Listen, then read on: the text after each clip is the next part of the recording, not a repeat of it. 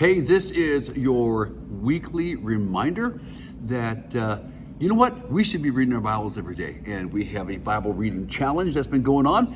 And so this is a reminder that we are reading through Matthew, Mark, Luke, and John by the end of summer, by the end of August. So I hope that you've been reading. And if you haven't, you can start anytime. Hey, I was reading the other day, and I'm in Mark as we're reading it through. And I love the story of Jesus teaching, being in the house, and there's crowds everywhere listening to him teaching, and there's four guys who show up, and they have their buddy on a mat, on a stretcher, and they can't get to Jesus.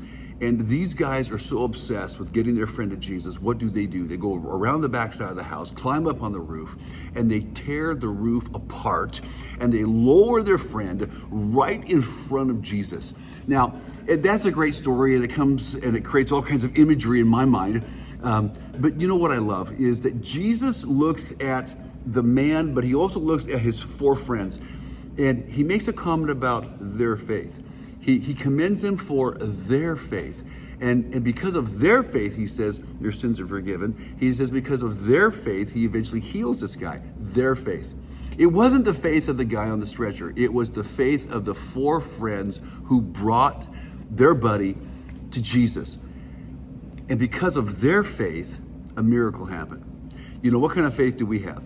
What kind of faith do we have? Are we that obsessed with getting people to Jesus that if we just know if we get them in proximity to Jesus, you know what? Something great is going to happen.